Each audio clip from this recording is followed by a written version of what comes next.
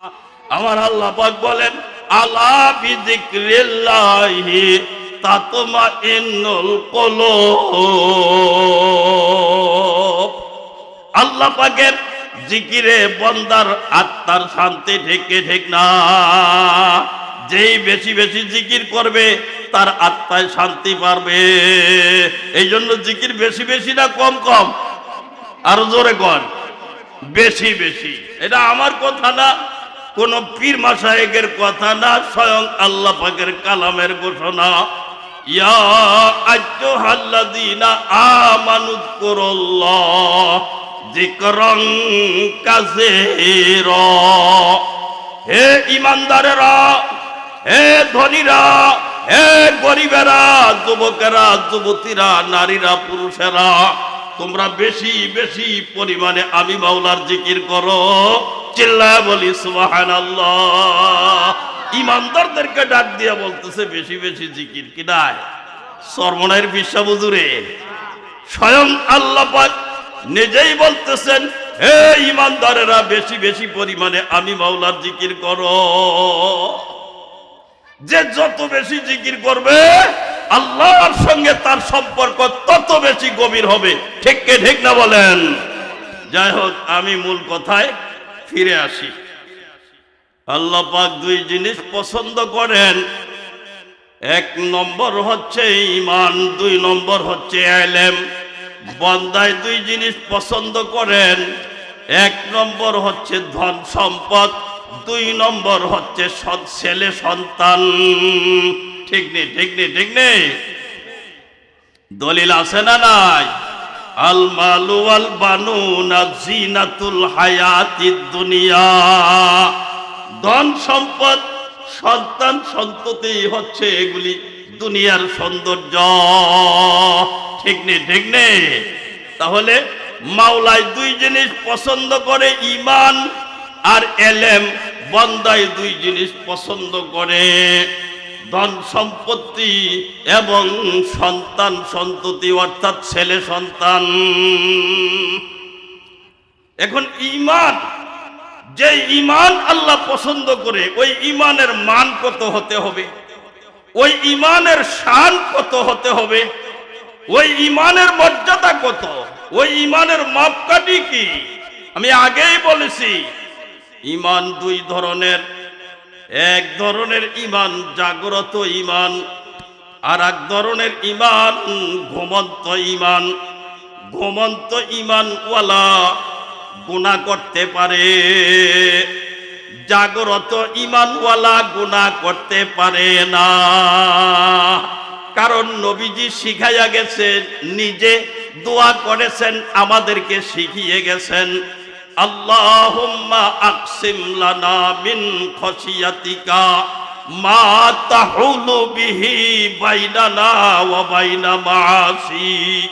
হে আল্লাহ, তুমি আমাদেরকে সেই পরিমাণ ভীতি দান করো, যেই পরিমাণ ভীতি আমাদের গুনাহের সামনে বাধা হইয়া দাঁড়ায়। তোমার ডর ভয়ে যেন গুনাহ থেকে বেঁচে থাকতে পারি, পরিমিত ভীতি আমাদেরকে দান করো। কি ভীতি দান করো? পরিমিত ভীতি। তার কারণ মাত্রা অতিরিক্ত ভয় থাকা ভালো না, আবার একেবারে নির্ভীক হওয়াও উচিত না। মাত্রা অতিরিক্ত ভয় থাকলে গায়ে জ্বর এসে যায়, শরীর মূর্ছা যায়, হতবিহ্বল হয়ে যায়, অকর্মণ্য হয়ে যায়। তখন সে কিভাবে আল্লাহ পাকের ইবাদত বন্দেগী করবে? ঠিক না? এই জন্য নবীজি দোয়া করেছেন, মাত্রা অতিরিক্ত ভয় ভীতি থাকা ভালো না, পরিমিত ভীতির জন্য তিনি দোয়া করেছেন। আবার একেবারে নির্ভীক হওয়াও উচিত না। একেবারে নির্ভয়, একেবারে নির্ভীক হলে গুনাহ করতে উদ্যত হবে। ড্রাইভার তার মালিকের গাড়ির তেল চুরি করবে, শ্রমিক মালিকের কাজে ফাঁকি দিবে, তহবিল তাসাররুফ করবে, গোয়ালিনী দুধে পানি মিশাবে, কৃষক অপরের জমিনের বাতর ঠেলবে, ব্যবসায়ী গদিতে বসে ওজনে কম করবে, মালে ভেজাল করবে, সাক্ষ্যদাতা কোর্টে দাঁড়াইয়া বুক ফুলাইয়া মিথ্যা সাক্ষ্য দিতে দ্বিধাবোধ করবে না। ঠিক কি ঠিক না? কেন কেন? যখন একেবারে নির্ভীক হয়ে যাবে, আল্লাহর ভয় তার অন্তরে থাকবে না, তখন তার এই দশাই হবে। ঠিক কি ঠিক না? আবার একেবারে বেশি ভয় হলে গায়ে জ্বর, হতবিহ্বল, অকর্মণ্য, তো কিভাবে ইবাদত করবে? এই জন্য নবীজি কি চমৎকার পদ্ধতি আমাদেরকে শিখিয়ে দিয়েছেন। তিনি আমাদেরকে শিখিয়েছেন পরিমিত ভীতি আমাদেরকে দান করো।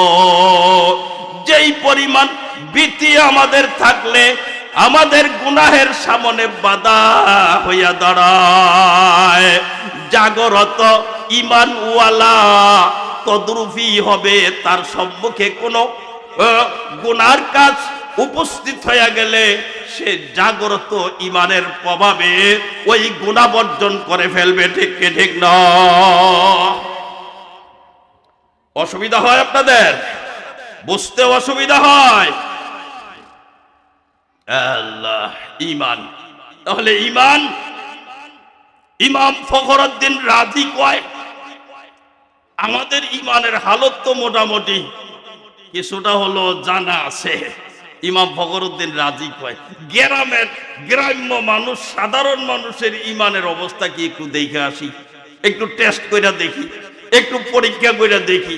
গেছে, যাইয়া দেখে এক বেচারায় কাঠ কাটে, কুড়াল দিয়া কি করে কাঠ কাটে বা লাকড়ি ফাড়ে। জয় জিজ্ঞাসা করে, এই কাঠুরিয়া বলো দেখি আল্লাহ কয়জন?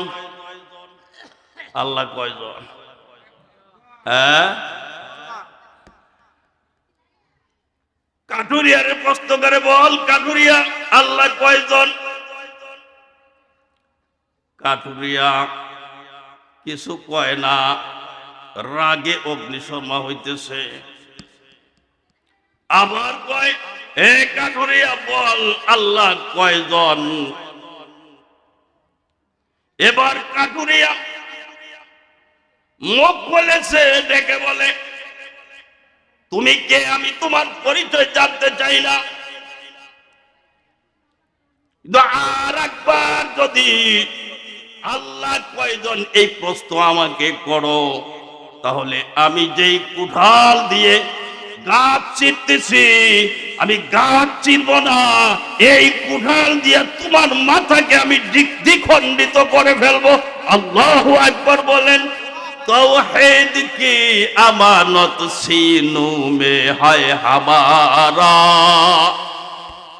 तौहीद की अमानत सीनों में है हमारा, आशा नहीं मिटाना नामो निशा हमारा। আমাদের অন্তরে তাওহীদ তথা একত্ববাদের নিদর্শন রয়েছে, একত্ববাদের প্রভাব রয়েছে। পৃথিবীর কোন পরাশক্তি একত্ববাদের প্রভাব আমাদের অন্তরে থাকা সত্ত্বে পৃথিবীর কোন পরাশক্তি আমাদেরকে নিশ্চিহ্ন করে ফেলবে এমনটি আদৌ হতে পারে না। ঠিক কি ঠিক না? একত্ববাদ, তাওহীদ এর আমানত আমাদের অন্তরে আছে না নাই? ইমাম ফখরুদ্দিন রাজি কয়, ওরে আল্লাহ রে, আমি কি ভাবছিলাম আর কি হয়ে গেল? ওর ঈমান তো দেখছি আমার ঈমানের চাইতে আরো মজবুত ঈমান। আল্লাহু আকবার বলেন। ওই কাঠুরিয়া বুঝাইতে চেয়েছে ও ইমাম ফখরুদ্দিন রাজি, আল্লাহ এক হওয়ার জন্য কোন দলিলের প্রয়োজন নাই। তুমি যদি আমার কাছে দলিল চাও তাহলে আমি তোমাকে এক কথাই বলবো, আল্লাহ যে এক, আল্লাহ এক হওয়ার জন্য দলিলের কোনো প্রয়োজন নাই। ঠিক কি ঠিক না? বিনা দলিলে আল্লাহ এক। কাঠুরিয়া এক কথাই বুঝাইতে চাইছেন। এর নাম ঈমান। এর নাম কি? ইমান। ইমান কাকে বলে? এক গরিব মানুষ, এক গ্রাম্য গরিব মানুষ পীর সাহেব হুজুরের কাছে মুরিদ হইছে। মুরিদের বাড়ি এই পার আর পীর সাহেব হুজুরের বাড়ি ওই পার। তো মুরিদ হইয়া এই যে আসছে, মুরিদ বছরের পর বছর যায় আর কোনোদিন পীর সাহেব হুজুরের লগে যায় আর সাক্ষাৎ করে না। অনেকদিন পর কেমনে কেমনে সামনাসামনি হইছে। কি রে, তুই না আমার কাছে মুরিদ হইছস, আমি কি তোর কাছে টেহা পয়সা চাই? তুই আমার কাছে আসবি, তোর হালত কি একটু জানাইবি। এটাই তো তোর আর আমার মধ্যে পীর মুরিদির সম্পর্ক। আমি তো তোর কাছে টেহা পয়সা চাই না। তুই কি এর লেগে এতদিন পর্যন্ত আমার সাথে সম্পর্ক ছিন্ন কইরা তুই তোর বাড়িতে বইরা রইছস, এই পর্যন্ত আমার লগে কোনো যোগাযোগ করস না, ব্যাপারটা কি তা? ও হুজুর, আমি না গরিব মানুষ, দিন খাই দিন আনি, হুজুর কুলাইতে পারি না। আপনার লোকে দেখা করবার আইলে তো মাঝখানে একটা নদী পড়ে, এই নদী পার হইতেও তো হুজুর টেহা পয়সার ব্যাপার আছে। এই পয়সাটার ব্যবস্থাও আমার কাছে নাই হুজুর, যার কারণে আমি আপনার লোকে দেখা করতে পারি না। তো এটা তুই আমার কাছে আগে কইবি না? তো যা, তোরে আমি একটা ইসিম শিখাইয়া দিই। তুই যখন আমার কাছে আইবার চাইবি, তুই বাড়ির থেকে রওনা দিয়া নদীর পারে আইবি, আইয়া চক্ষু বন্ধ করবি, কইরা কইবি বিসমিল্লাহির রহমানির রহিম। এটা কইই নদীর মধ্যে পাও রাখবি। একটু পরে তুই চোখ খুললা দেখবি যে এই পার। সুবহানাল্লাহ কইতেন না? আর জোরে কন্যা সুবহানাল্লাহ।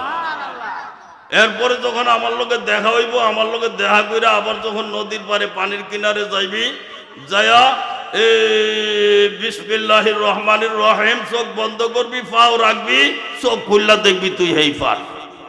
হুজুর ভালো হইছে, ভালো হইছে। আমি এখন সপ্তাহে সপ্তাহে আপনার লোকে দেখা করতে পারুম হুজুর, কারণ টেহা পয়সার তো আর কোনো ব্যাপার সেবার নাই। হ্যাঁ, খালি আপনি যেই ইসিম আমার শিখাইয়া দিছেন হুজুর, ইনশাআল্লাহ সপ্তাহে সপ্তাহে আমি আপনার লোকে দেখা করব, আর কোনো সমস্যা নাই হুজুর, টেনশন করেন না, আমি ইনশাআল্লাহ আপনার লোকে দেখা করব। তো এভাবে যাওয়া আসা করে একদিন মনে মনে কয়, পীর সাহেব হুজুরের একদিন বাড়িতে নিলাম না, এটা কেমন হয়? তো পীর সাহেব হুজুরের দাওয়াত দিয়েছে। নির্ধারিত সময়ে পীর সাহেব হুজুর নদীর পারে আইসা উপস্থিত। আমি খুব সংক্ষেপে কথাটা বলতেছি। পীর সাহেব হুজুর তো মনে করছে তে বোধহয় নৌকার মধ্যে জাজিম টাজিম বিছাইয়া আমারে নদী পার করবো নৌকা দিয়া, এইরকম একটা আয়োজন কইরা রাখছে। নদীর পার হুজুরে পীর সাহেব হুজুর আইয়া দেহে নৌকাও নাই, জাজিম মাজিমাল্লা কিচ্ছু নাই। ঘন্টার পর ঘন্টা, ঘন্টার পর ঘন্টা, ঘন্টার পর ঘন্টা। ওইদিকে গরিব বেচারা মরিদ কয়, ব্যাপার কি তা? হুজুরের দাওয়াত দিয়ে এলাম, যথা সময়ে পীর সাহেব হুজুর মানুষ ওয়াদা খেলাপ করবে না, আসবে, এত তো দেরি করার কথা না। আস্তে আস্তে নদীর পারে আইসা আইসা দেখে পীর সাহেব হুজুর এতিমের মতো হেইফারও দাঁড়াই গেছে। পীর সাহেব হুজুর হেইফার থেকে ডাক দিয়া কই, কিরে তুই এর লেগে আমার দাওয়াত দিয়ে আনছিলি, এই কষ্ট ঘন্টার পর ঘন্টা? হুজুর কি কষ্ট? তুই না আমার দাওয়াত দিয়েছিস, আমি তো মনে করছি ঘাটের মধ্যে তুই নৌকা সাজাইয়া টাজাইয়া জাজিম বিছাইয়া রাখবি, আমার নৌকা দিয়া পার করবি। আমি ঘন্টার পর ঘন্টা দাঁড়াইয়া রইলাম, আর তুই তোর কোনো খবর নাই। তুই এখন আইসস আমারে নৌকা টৌকা সারা আমারে খোঁজ করবার, আমি কি এর লেগে যাই না? হুজুর আপনি না আমার ইসিম শিখাইয়া দিলেন বিসমিল্লাহির রহমানির রহিম কয়া নদীর পারে চোখ বন্ধ করে পাও রাখবি, দেখবি এই পার। এরপরে আবার আমার বাড়ির দিকে যখন আইবি, তখন নদীর পারে আইয়া চোখ বন্ধ করে পাও রাখবি, দেখবি তুই এই পার। তো আমি তো জানি আপনি এই ইসিম জানেন, এই ইসিম পইরা আপনি নদী পার হইয়া আমার বাড়িতে আসবেন। তো আমি আর এখানে নৌকারে জাজিম টাজিম বিছাইয়া সাজাইয়া গুছ গাছ কইরা কি করব? আমি তো হুজুর এই আপনি যে আমারই যে ইসিম শিখাইয়া দিছেন, আমি তো মনে করছি এই ইসিম আপনি জানেন, আপনার নৌকা লাগবে না, মাজিমাল্লা লাগবে না। পীর সাহেব কয়, বুঝতে পেরেছি রে গরিব মুজাহিদ, রে গরিব মুরিদ, বুঝতে পেরেছি। তোকে আমি ইসিম শিখিয়ে দিয়েছি, তুই ওই ইসিমের আমল করতে যাইয়া যতটা মজবুত ইমানের পরিচয় দিয়েছিস, তোর ইমান যতটা জাগ্রত ইমান, আমি পীর সাহেব হলে কি হবে, আমার ইমান ততটা জাগ্রত ইমান হয় না। আল্লাহু আকবার বলেন। উলাইকা কাতাবা ফি কুলুবিহিমুল ঈমান ওয়া আইয়াদাহুম বিরূহিম মিন। আল্লাহ বলেন আমি তাদের অন্তরে ঈমানকে লিপিবদ্ধ করে দিয়েছি, আর তাদের ঈমানকে আমি শক্তিশালী করেছি আমার অদৃশ্য শক্তি দ্বারা। আল্লাহু আকবার বলেন। এই জন্য মুরিদের ঈমানের পাওয়ার এত, এই জন্য কাঠুরিয়ার ঈমানের পাওয়ার এত। এই এমন ঈমানকে আল্লাহ বলেন আমি দুই জিনিস পছন্দ করি, দুই জিনিস আমার কাছে প্রিয়। এক নম্বর এমন ঈমান, দুই নম্বর এলেম। কথা বুঝাইতে পারতেছি? ঈমান কাকে বলে, ঈমান কাকে বলে? আমাদের ঈমান কেমন জাগ্রত ঈমান? আমি যদি একজনকে প্রশ্ন করি আপনার ঈমান কি জাগ্রত না ঘুমন্ত, আপনি বলবেন জাগ্রত। কিন্তু ফজরের নামাজে হাজিরা ডাকতে গেলে দেখা যাবে আপনি অনুপস্থিত। ঠিক না? তাহলে আপনি কি করে বলতে পারেন আপনার ঈমানটা জাগ্রত? আমি তো দেখতেছি আপনার ঈমান ঘুমন্ত।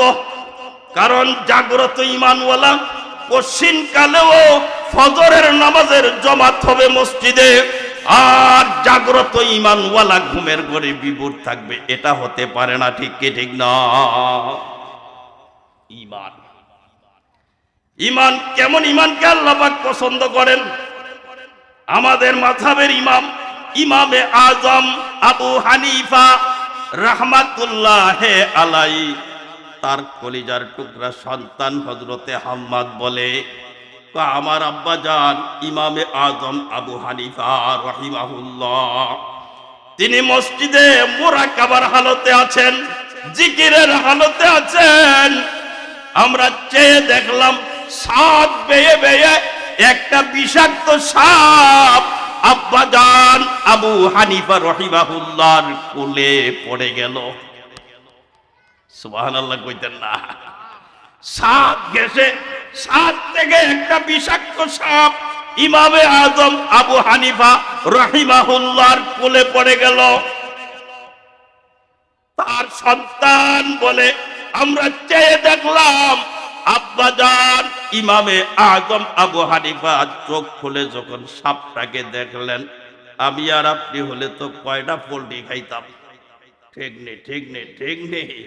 আমাদের বুজুর্গের দৌড় কদ্দুর, তখনই প্রমাণ পাওয়া যাইতো। ঠিক না? ইমামে আজম স্বাভাবিক অবস্থায় ছিলেন, হিমশিম খাইলেন না, কোন পোল্ট্রি খাইলেন না, তিনি স্বাভাবিক অবস্থায় আছেন।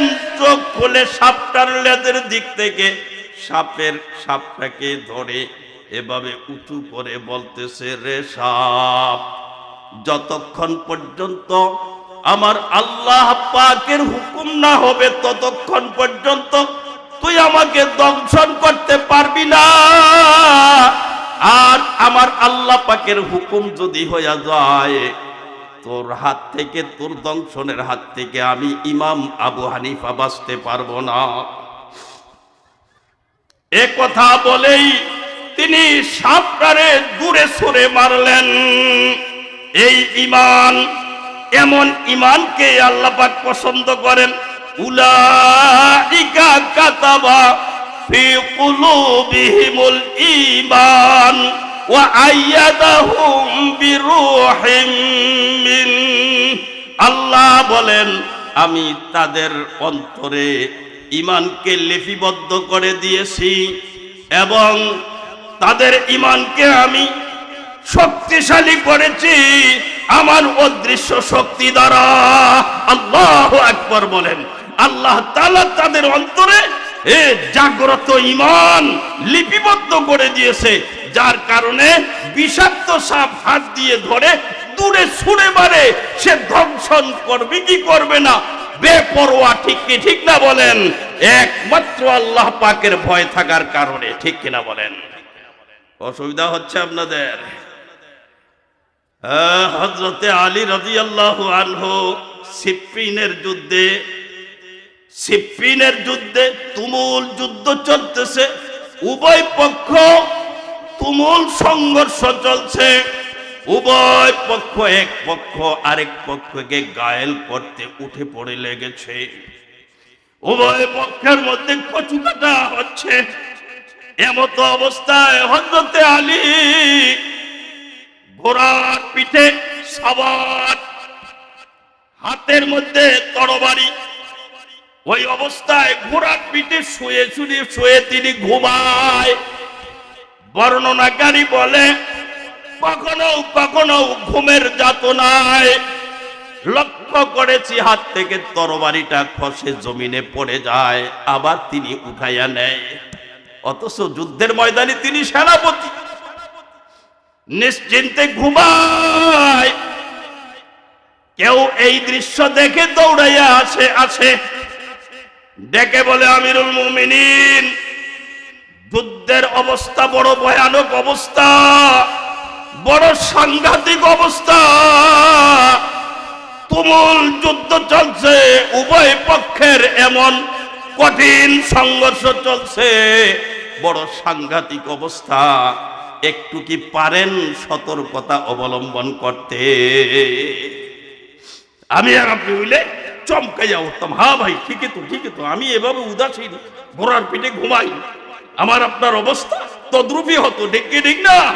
কিন্তু হযরতে আলী শান্ত চিত্তে কি চমৎকার উত্তর দেয়, কয় আইয়ু ইয়াউমাইনি মিনাল মাউতি আফিরু, আইয়ু ইয়াউমাইনি মিনাল মাউতি আফিরু, ইয়াউমা লা ইউকদ্দারু আও ইয়াউমা কুদ্দিরা, ইয়াউমা লা ইউকদ্দারু লা ইয়াতিল কাদা, ইয়াউমা কদ কুদ্দিরা লা ইউগনিল হাদারু। আল্লাহু আকবার বলেন। হযরতে আলী কয় যেই দিন মৃত্যু নির্ধারিত নাই আর যেই দিন মৃত্যু নির্ধারিত আছে, বলো ভাই এই দুই দিনের কোন দিন আমি মৃত্যু থেকে পলায়ন করিব?